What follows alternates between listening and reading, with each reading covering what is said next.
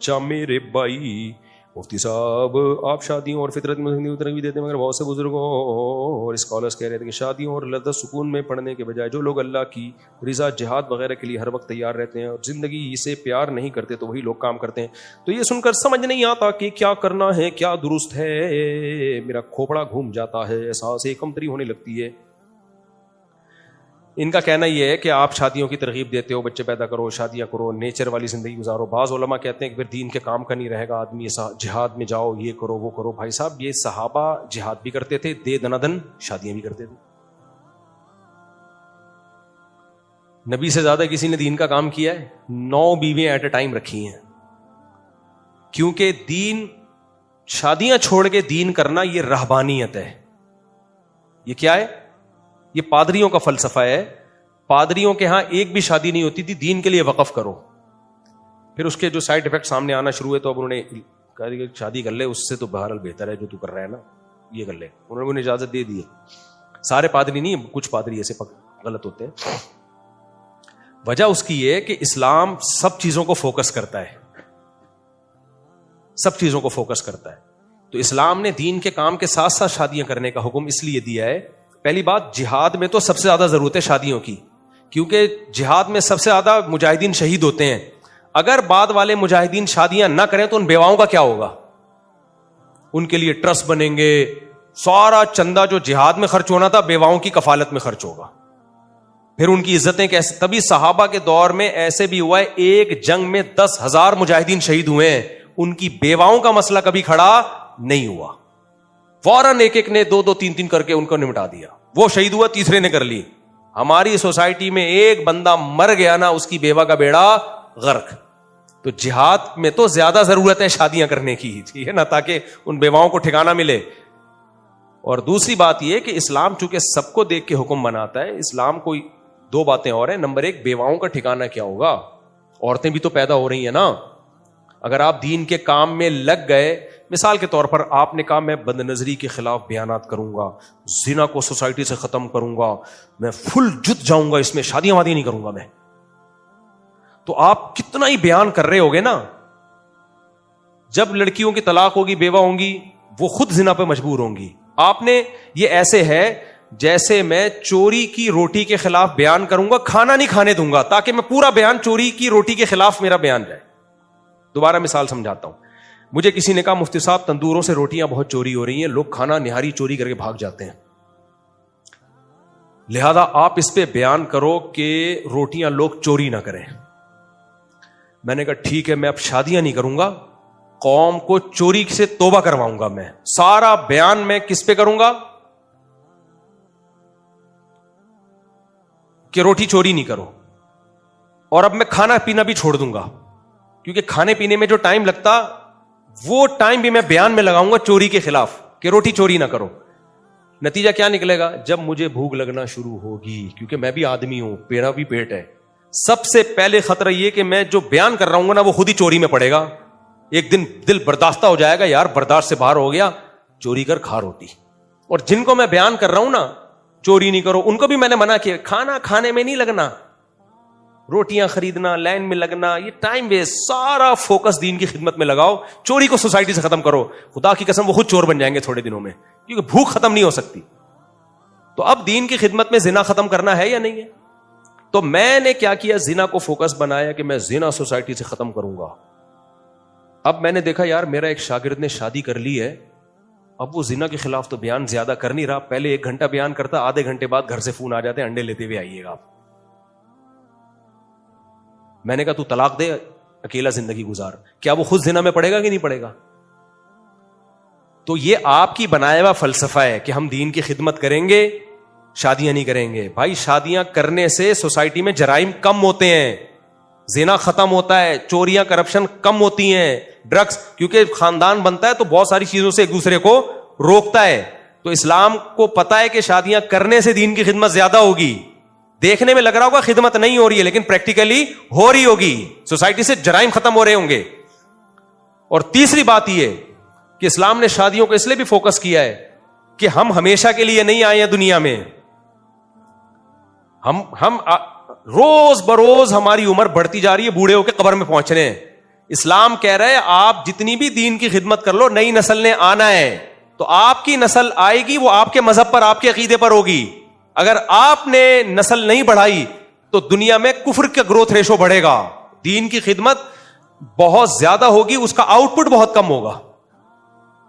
بات سمجھ میں آ رہی ہے؟ دین کی خدمت میں آپ کی محنت بہت ہوگی, آؤٹ پٹ کیا ہوگا؟ اگلی نسل میں بہت کم ہوگا. اور اگر آپ نے گروتھ ریشو بڑھا دیا, محنت آپ کی دین کے لیے کم ہوگی, آؤٹ پٹ بہت. ابھی مجھے ایک بات بتاؤ, اتنے سارے لوگ جو ہم مسلمان ہیں, پاکستان میں کتنی آبادی ہے؟ بس یہ بات کر کے بیان ختم کر رہا ہوں. 24 کروڑ. ان میں سے کتنے کروڑ مسلمان ہوں گے؟ 20 کروڑ تو مرے سے مرے ہوں گے ہی نا. تو یہ 20 کروڑ مسلمان کیا یہ کنورٹڈ ہے؟ کہ پتہ ہے کیوں ہے؟ ہمارے ماں باپ نے شادیاں کی اور بچے پیدا کیے, یہ اس لیے. سمجھ رہے ہو؟ اگر وہ اتنی نسل نہ بڑھاتے, دین کی خدمت میں لگے رہتے, آج ہم 10 کروڑ ہوتے. اور غیر مسلم اور مسلم کا ریشو کچھ وقت کے بعد جا کے برابر ہو جاتا. تو اسلام چاہتا ہے ریشو کس کا زیادہ رہے, کیونکہ آبادی میں جس کا ریشو زیادہ ہوگا کلچر اسی کا چلے گا. آبادی ایک بہت بڑی پاور ہے, تبھی تو سیاستدان لوگ اپنے لوگوں کو بڑھانے کی کوشش کر رہے ہوتے ہیں. سمجھ رہے ہو نا؟ Vote bank. کراچی میں گورنمنٹ نے کہا کہ یہاں 1.5 کروڑ لوگ ہیں, پورا کراچی چیخ اٹھانا, اب ہم لوگ 3.5 کروڑ ہیں, تم جھوٹ کیوں بول رہے ہو 1.5 کروڑ ہیں؟ تو کراچی والے کیوں بتا رہے ہیں کہ ہماری آبادی زیادہ ہے؟ بھائی آبادی زیادہ ہوگی تو ہمیں مانا جائے گا کہ ان کے حقوق بھی کیا ہیں؟ زیادہ ہیں. ان کی پاور بھی کیا ہے؟ زیادہ ہے. تو یہ دنیا اس پہ آئی ہے. ہمارے والے چونکہ دم ہلانے والے ہیں, ان کو پتہ ہی نہیں دنیا میں ہو کیا رہا ہے. تو اس لیے اسلام نے یہ بھی کہا ہے کہ بھائی تم مر جاؤ گے تو آگے بھی نسل ہوگی تمہاری, تو کل ہم, میرے باپ شادی نہ کرتا, اولاد نہ ہوتی, میں تھوڑی دین کی خدمت کر رہا ہوتا. میں تو 30 نمبر پہ پیدا ہوا ہوں. ہاں 30 نمبر پہ. تو 2 بچوں کے بعد اگر میرے والد کی اولاد نہ ہوتی تو میں تو نہیں آتا. اور میرے والد صاحب دین کی پوری فوکس کر کے نا کہ 2 بچے ہی اچھے دین کی خدمت کرو. والد صاحب کے دنیا سے جاتے ہی وہ دین کی خدمت بھی کیا ہو جانی تھی؟ ختم. میرے والد صاحب نے تھوڑی خدمت کی, تبلیغ میں وقت لگایا, اتنے بچے ہوئے, ایک کو عالم بنا دیا. تو اب رزلٹ کے اعتبار سے خدمت کم ہو رہی ہے زیادہ ہو رہی ہے؟ تو بھائی کام تو لوگ کرتے ہیں, تو لوگ مارکیٹ میں آئیں گے تو کام ہوگا. گروتھ ریشو کم ہوگا تو کام ہی نہیں ہوگا. ورک کی ڈیفینیشن کیا ہے؟ ورک جو نیچر کام کر رہی ہوتی ہے نا, اس کو ورک نہیں کہا جاتا. ورک جو بندے کام کر رہے ہوتے ہیں اس کو ورک کہا جاتا ہے. سمجھتے ہو؟ تو ورک زیادہ ہوگا تو فیکٹریوں کے پہیے بھی گھومیں گے. اور ورک کرنے والے گدھے گھوڑے ہوتے ہیں, انسان ہوتے ہیں. انسان ہوتے ہیں تو وہ گدھے گھوڑوں کو بھی صحیح استعمال کرتے ہیں. اگر انسان نہ ہو تو گدھے بھی اپنی مرضی سے جا رہے ہوتے ہیں. میں نے جنگل کے گدھے دیکھے ہیں, زیبرا جس کو کہا جاتا ہے, اتنے آرگنائز گدھے ہیں یار. چلو پھر یہ کبھی ڈیٹیل بتائیں گے.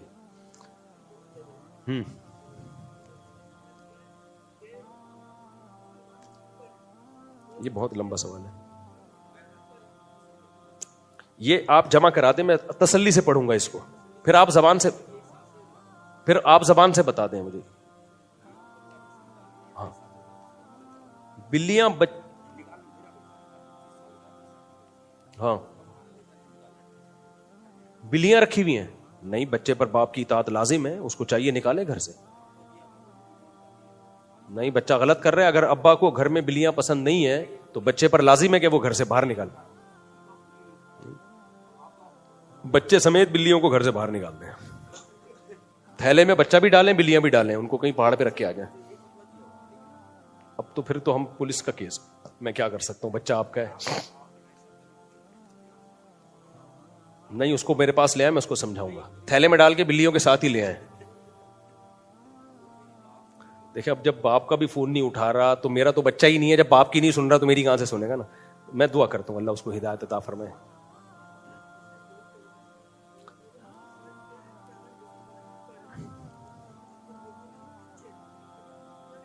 ہاں اچھا, یہ بڑا اہم سوال ہے. کہہ رہے ہیں اگر مسلمان برحق ہیں تو پوری دنیا میں عیسائیت زیادہ کیوں ہے؟ تو یہ اس کی علامت نہیں ہے دنیا میں زیادہ عیسائیت کا ہونا کہ آپ برحق ہیں. یہ تو کہنا پہلے اس اصول کا صحیح ہونا تو ثابت کرو کہ جو دنیا میں زیادہ ہوتا ہے وہ برحق ہوتا ہے. یہ کوئی پیمانہ تھوڑی ہے. دنیا میں چور زیادہ ہیں یا نیک لوگ زیادہ ہیں؟ دیکھو کتنے ملکوں میں لائٹ چلی جاتی ہے نا, جن کو ہم بڑا نیک سمجھتے ہیں, دنا دن چوریاں شروع ہوتی ہیں. شرابی زیادہ ہیں یا شراب سے بچنے والے زیادہ ہیں؟ آپ مجھے یہ بات بتاؤ. شرابی زیادہ ہیں. اگر پورا دنیا کا ریشو نکالو, غیر مسلموں کو بھی اس میں شامل, تو کیا شراب صحیح ہے؟ دنیا میں نکاح کرنے والے زیادہ ہیں یا زنا کرنے والے زیادہ ہیں؟ اب زنا کرنے والے زیادہ ہو گئے ہیں. کیا زنا کرنا ٹھیک ہے؟ تو یہ کوئی دلیل ہے ہی نہیں. اور دوسری بات, عیسائیت دنیا میں زیادہ ہے, لیکن پریکٹسنگ عیسائی دنیا میں 4-6 بچے ہوں گے. صرف اتنے عیسائی ہیں کہ ہم یعنی کرسچن ماں باپ کے ہاں پیدا ہوئے ہیں, منہ سے بولتے بھی نہیں اپنے آپ کو عیسائی, چرچ کبھی زندگی میں بھی نہیں گئے. مسلمان عیسائیت کے بعد دوسرا بڑا مذہب ہے, لیکن 99% پریکٹسنگ ہے. میں نہیں کہہ رہا 100% اسلام کو فالو کرتے ہیں, لیکن میجر حکام میں فالو کرتے ہیں. ہماری جمعے کے دن مسجدیں دنا دن بھری ہوئی ہوتی ہیں. رمضان آتا ہے, پوری دنیا کو پتا چلتا ہے رمضان آ گیا ان کا. عیسائیوں کا رمضان پتا چلتا ہے کبھی کب روزے آئے کب گئے. تو ہمارا تو پورا سیٹ اپ, پوری دنیا میں جہاں بھی جاؤ, جس مسجد میں امریکہ کینیڈا میں نماز پڑھی کہنے چرچ تھا, عیسائیوں نے ہمیں بیچ دیا کہ بندہ ہی نہیں آتا کوئی. تو پریکٹس کون کر رہا ہے؟ تو آپ یہ سوال ان پہ گھما دیں کہ پوری دنیا میں فالو سب سے زیادہ محمد صلی اللہ علیہ وسلم کو کیا جاتا ہے یا کرسچینٹی کو کیا جاتا ہے؟ تو آج صاف واضح ہے, فالو کس کو کیا جاتا ہے دنیا میں سب سے زیادہ؟ سید الانبیاء محمد صلی اللہ علیہ وسلم کو. عیسائی پادریوں کی داڑیاں نہیں ہیں, حالانکہ عیسیٰ علیہ السلام کی داڑھی تھی. عیسیٰ علیہ السلام نکاح کے قائل تھے, زنا کے قائل نہیں تھے. عیسائیوں میں زنا زیادہ ہے اور مسلمانوں میں نکاح زیادہ ہے. عیسائیوں میں شراب زیادہ ہے, مسلمانوں میں شراب سے بچنے کا ریشو زیادہ ہے. عیسائیوں میں چرچ جانے کا ریشو کم ہے, مسلمانوں میں مسجد جانے کا ریشو 20 گنا زیادہ ہے. عیسائیوں میں جو حضرت عیسیٰ کی تعلیمات تھی, ناخن کاٹنا, بغلوں کے بال صاف کرنا, زیر ناف بال صاف کرنا, یہ ساری تعلیمات حضرت عیسیٰ علیہ السلام کی بھی تھیں, کیونکہ حدیث میں آتا ہے یہ سب پیغمبروں کی تعلیمات ہیں. مسواک حضرت عیسیٰ علیہ السلام کی تعلیمات تھی. تو یہ ساری چیزیں آپ کو مسلمانوں میں ملیں گی. عیسائیوں میں تو میں نے بتایا کہ میں نے آسٹریلیا میں ایک آدمی نے بنیان پہنا ہوا تھا, میں نے کہا یہ جوتے کا ڈبہ نکالنا, جب اس نے یوں کیا ہے نا, تو ابھی میں افریقہ کے جنگلوں سے آیا ہوں, میں نے کہا ادھر کا ولاگ بننا چاہیے بھائی, ادھر جنگلوں میں بےہوش ہوتے ہوتے بچا ہوں میں. کسی قوم کا مذاق اڑانا مقصد نہیں ہے. یہ ساری چیزیں مسلمانوں میں زیادہ ہیں. مسلمانوں کی عید دیکھ لو, عیسائیوں کی عید دیکھ لو. مسلمانوں کی عید اسی طرح ہے جیسے 1400 سال پہلے تھی. عیسائیوں کی عید تبدیل ہو چکی ہے, جو کرسمس جس طرح سے ہو رہی ہے رات کے وقت, حالانکہ مذہبی تہوار ہمیشہ دن میں ہوتے ہیں, رات کو ہوتے ہی نہیں ہے. تو ان کی تو سب کچھ فنش ہو گیا, ختم ہو گیا. ہمارا تو سب ایز اٹ از باقی ہے. ہمارے نبی کی تعلیمات باقی ہیں, ہمارے پاس قرآن باقی ہے, ساری چیزیں باقی ہیں. اور ہم حضرت عیسیٰ کو ریسپیکٹ بھی ان سے زیادہ دیتے ہیں. ایک عیسائی نے مذاق اڑایا ایک دیوبند کے ایک عالم کا نا, کہ تمہاری کیا اتنی بڑی داڑھی. انہوں نے کہا کہ کیسا چہرہ بنایا؟ انہوں نے کہا ویسا جیسا عیسیٰ علیہ السلام کا چہرہ تھا ویسا بنایا ہے میں نے. ٹھیک ہے, تو پریکٹسنگ عیسائی تو بہت تھوڑے سے, ابھی میں نے وہ ایمش قوم ہے نا امریکہ کی, ان کا ولاگ بنایا تھا, تھوڑے سے روک رہ گئے پریکٹسنگ. پھر بھی ہم عیسائیت کو دوسروں کی نسبت فیور دیتے ہیں. اسلام کے سب سے زیادہ قریب اگر کوئی مذہب ہے تو وہ عیسائیت ہے. اور عیسائیوں میں کہ قرآن نے ان کی تعریف بھی کی ہے, ان کا دل نرم ہوتا ہے, ان میں اسلام میں کنورٹ ہونے کا ریشو سب سے زیادہ ہے. تو یہ دل بھی اسلام کا ہے. تو اس لیے پروپیگنڈے کی بات ہے اور کچھ نہیں ہے. اچھا بھائی, حنفی کیا لکھا ہے؟ باقیوں 4 کیوں ہیں؟ فقہ صرف 4 کیوں ہیں؟ اور حضرات صاحبین بھی تو مجتہد تھے, ان کا اپنا فقہ کیوں نہیں؟ فقہ صرف 4 اس لیے ہیں, یہ ایسا ہی ہے کہ حدیث کی مشہور صرف 6 کتابیں کیوں ہیں؟ بھائی یہ تکوینی کام ہے, کہ ہوا ایسا ہی ہے, ٹھیک ہے نا. 5واں کوئی ایسا مجتہد آیا ہی نہیں ہے جس نے باقاعدہ فقہ کو مرتب کیا ہو, کیونکہ جب 4 فقہ مرتب ہو گئے تھے تو امت اس پہ جمع ہو گئی, 5ویں کی ضرورت رہی نہیں. داؤد ظاہری کا بھی مذہب چلا کچھ وقت تک, لیکن وہ ختم ہو گیا, اس میں اتنی اٹریکشن نہیں تھی, اتنی جان نہیں تھی. تو اس لیے یہ تکوینی کام ہے, اللہ کی طرف سے ایسا ہو گیا. یعنی یہ کوئی یہ ہے کہ حدیث کی اتنی کتابیں کیوں ہیں؟ بھائی لکھی جتنی ہے اتنی ہوں گی نا, اس سے زیادہ ہے نہیں. اب کوئی مزید کتاب لائے گا وہ نہیں قبول کی جائے گی. تو اسی طرح 4 فقہ امام ائمہ مجتہدین نے مرتب کر لیے, امت نے اسی کو مان لیا. اب اس کی ضرورت نہیں رہی کسی 5ویں کی, کیونکہ وہ سب کچھ اسی 4 میں آ گیا تھا, اس لیے ضرورت نہیں رہی. وہ اہل حدیث حضرات نے میرا وہ کلپ بہت چلایا. میں نے کہا بھائی آپ بھی ایک 5واں فقہ مرتب کر لیں قرآن و سنت سے, تو جہاں چاہ رہے ہیں ہم 5واں بھی مان لیں گے, لیکن کوئی مرتب تو کریں نا, کوئی ترتیب تو ہو نا. اہل حدیث میں تو ہر شخص کی ایک الگ رائے ہے, وہ الگ فتویٰ, وہ الگ, اس سے تو امت کا بیڑا غرق ہو جائے گا. تو اس کا وہ حضرات جواب دے رہے ہیں کہ ہمارا فقہ تو پہلے ہی ہو چکا ہے, ہمیں تو فقہ شقہ کی ضرورت ہی نہیں, ہم تو قرآن و سنت کو مانتے ہیں. تو بھائی یہ امام حنیفہ کیا تورات انجیل کو مانتے تھے؟ انہوں نے قرآن و سنت ہی سے ریٹن فارم میں ترتیب سے مسائل لکھ لیے, اس کو فقہ کہتے ہیں. تو آپ کی بھی تو فتوے کی کتابیں ہیں نا, اسی کو تو ہم فقہ کہہ رہے ہیں. آپ نہ کہیں تو یہ نام کا اختلاف ہو گیا نا. تو آپ ایسے قرآن و سنت ہی سے مسائل نکال کے آپ بھی کتاب الوضو, کتاب طہارہ سے لے کے اذان اور یہ ساری جیسے فقہ کی تفصیل ہے, ہر چیز ہمیں فقہ کی کتاب میں ملتی ہے. تو آپ کو اگر ان چاروں پہ اعتماد نہیں ہے تو آپ ایک 5ویں چیز مرتب کر کے لکھ لیں. اس میں کوئی یہ ایسا بات, یہ تو فیور دے رہا ہوں میں اہل حدیثوں کو, یہ مرتب تو ہونا تاکہ ہم کہیں اس مسئلے میں اہل حدیث کی یہ رائے ہے. وہ تو رائے نہیں, وہ تو وہ اس کے وہاں کا اہل حدیث کی کچھ ہوتی ہے, وہاں کی کچھ ہوتی ہے, وہاں کی کچھ ہوتی ہے. تو عوام کو ایسے تھوڑی بے لگام چھوڑا جا سکتا ہے کہ اپنی مرضی کے جس مفتی پہ چاہے عمل کر لو. تو اہل حدیث اس کا جواب دیتے ہیں, ہم جس کی بات ہمیں قرآن و سنت کے زیادہ قریب لگتی ہے ہم اس کی بات کو لیتے ہیں. تو ہم یہی تو کہہ رہے ہیں, جس کی بات قرآن و سنت کی زیادہ قریب لے اس کو لے کے اپنی فقہ میں شامل کر لیں. آپ سمجھ میں آ رہی ہے بات؟ وہی ایک مرتب کریں جو آپ کو زیادہ اچھی لگ رہی ہے. تو ہم کچھ اور نہیں کہہ رہے, وہی کہہ رہے ہیں. تو وہ کہہ رہے نہیں ہماری جو ہے نا وہ مرتب ہوئی ہوئی ہے یا ہے ہی نہیں, ہمیں ضرورت ہی نہیں ہے. پھر وہ یہ بھی جواب دیتے ہیں کہ صحابہ کرام سے پہلے کون سا فقہ چاروں اماموں سے پہلے کون سا فقہ مرتب تھا. بالکل ایسے ہی ہے جیسے منکرین حدیث کہتے ہیں کہ حدیث کی کتابیں بعد میں لکھی گئی ہیں. صحابہ کے دور میں حدیث کی کتنی کتابیں تھیں؟ اگر آپ کو ایک کتاب تھی تو یہ والی تو نہیں تھی نا, پھر بھی بخاری مسلم تھوڑی تھی. ابو بکر کے دور میں تو قرآن بھی مرتب شکل میں نہیں لکھا گیا تھا, جب ضرورت ہوئی تو لکھا گیا. تو ایسے ہی جب امت دنیا میں پھیلی ہے تو اسلامی قانون کو بھی A to Z مرتب ہو کے لکھا گیا ہے. امام صاحب کے شاگرد, اچھا یہ بھی کہتے ہیں امام حنیفہ کی تو کتاب ہی نہیں ہے. اس سے کیا فرق پڑتا ہے اگر ان کے شاگردوں نے ان کتاب لکھ کے ان کے اقوال کو جمع کر لیا, تو اس میں کیا ہے؟ بیکار باتوں میں الجھایا جاتا ہے بلا وجہ کی. امام صاحب کی تو کوئی کتاب ہی نہیں, کوئی فرق نہیں پڑتا کتاب نہ ہو. ان کے شاگرد, ان کی تحقیق تو ہے نا. امام محمد نے 6 کتابیں لکھی ہیں جو آج تک چلی آ رہی ہیں, تو وہ اس میں امام حنیفہ کے اقوال بھی ہیں, امام یوسف کے بھی ہیں, امام محمد کے بھی ہیں, اور دلائل سے ان کے تجزیے بھی ہیں. پھر اس پہ بہت کام ہوا ہے, تو پوری خلافتیں چلی ہیں اس پہ.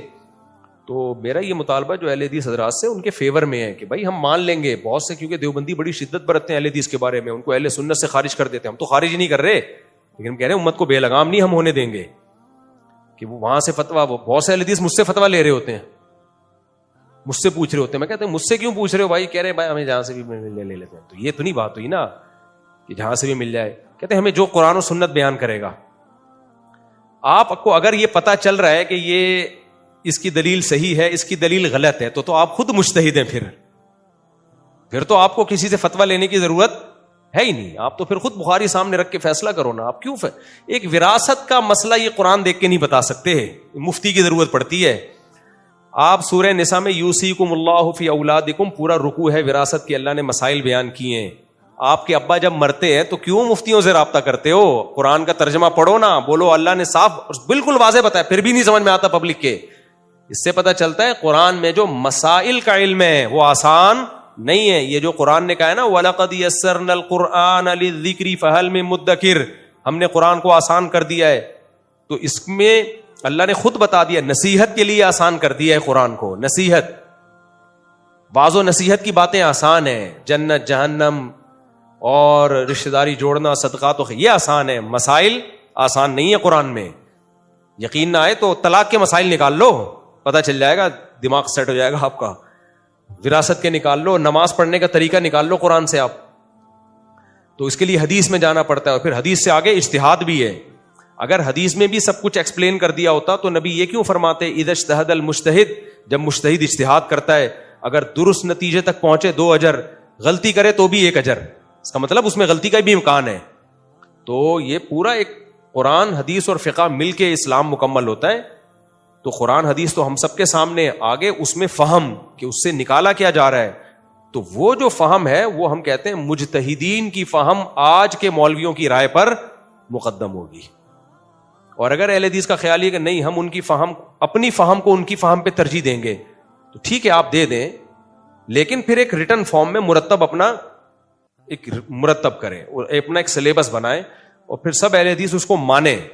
جیسے فقہ حنفی پوری دنیا میں, شام میں جاؤ, ترکی میں جاؤ, سعودی عرب میں جتنے حنفی ہیں اور افغانستان, ازبکستان, سب کا ایک فقہ ہے, سب کے مدرسوں میں ایک ہی سلیبس ہے. افریقہ میں جاؤ, شافی فقہ پوری دنیا میں ایک ہے, مالکی فقہ پوری دنیا میں, یہاں سے چند مسائل میں اختلاف ہوتا ہے جو جدید ہے, قدیم میں تو نہیں ہے اختلاف. اور اگر اختلاف ہے بھی تو یہ پتا ہوتا ہے اس میں فتوے والا قول کون سا ہے. کتابوں میں تو بہت اختلاف ہے لیکن فتویٰ ایک پر ہی ہوگا. لیکن اہل حدیث حضرات میں ہر آدمی مجتہد بنا ہوا ہے. وہ 3 سال پڑھ کے, ابھی میں افریقہ گیا 8 سال وہاں پڑھا رہے ہیں, تو وہاں بھی کچھ اہل حدیث کے مدرسے ہیں جو اہل حدیث کی نہیں کہتے اپنے آپ کو, وہ وہیں کے کچھ الگ ہی چیزیں ہیں, وہ بھی ڈائریکٹ کہتے ہیں وہ 3 سال میں مجتہد بنا رہے ہیں. وہ صحیح ہے نا, ہمارا 8 سال میں مجتہد نہیں بن رہا, وہ فقہ کا پابند ہے, اور وہ 3 سال میں مجتہدین بن رہے ہیں. تو ہر شخص ایک راکٹ بنا ہوا ہے, ہر شخص ایک بم بنا ہوا ہے, کسی بھی وقت کچھ بھی فتویٰ دے سکتا ہے وہ.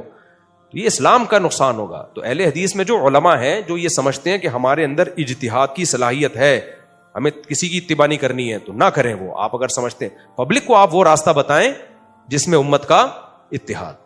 پبلک کو آپ یہ بتائیں بھائی میری رائے تو یہ ہے, لیکن چونکہ اس میں مجتہدین کی رائے کچھ اور ہے, تو قرآن و سنت تو انہوں نے بھی سمجھا, میں نے بھی سمجھا, میری رائے یہ ہے. اب اگر آپ کو مجتہدین کی رائے صحیح لگتی ہے آپ اس کو فالو کرو, تو میں تو یہی کہوں گا بھائی میں تو اپنی رائے پہ بھی مجتہدین کی رائے کو ترجیح دیتا ہوں. پھر اہل حدیث کہتے ہیں ہم اپنی رائے نہیں لیتے, ہم سلف کی رائے کو لیتے ہیں. ہم قرآن و سنت میں اپنی نہیں اسلاف کی رائے کو لیتے ہیں. یہ بھی غلط ہے. اسلاف کی رائے کو سب سے زیادہ ان 4 اماموں نے فالو کی ہے. اگر آپ اسلاف کی رائے کو لے رہے ہوتے تو پھر آپ عورتوں کی سمٹ کے نماز کے قائل ہوتے, مردوں کی طرح نماز کے قائل نہیں ہوتے, کیونکہ اسلاف عورتوں کے سمٹ کے نماز کے قائل تھے. اگر آپ اسلاف کی رائے کو آپ لے رہے ہوتے تو آپ 20 رکعت تراویح کے قائل ہوتے. 20 کے قائل نہ بھی ہوتے تو کم سے کم 16 کے قائل ہوتے آپ, کیونکہ اسلاف میں ہمیں 8 رکعت تراویح پڑھنے والے لوگ نہیں ملتے. اسلاف نے اس کو تراویح کا نام دیا اس لیے کہ 8 تھی نہیں, کیونکہ تراویح کا لفظ 8 رکعتوں پہ بیٹھتا ہی نہیں ہے. اگر آپ اسلاف کو پہ چلتے تو آپ 3 طلاق کو 1 نہ کہتے.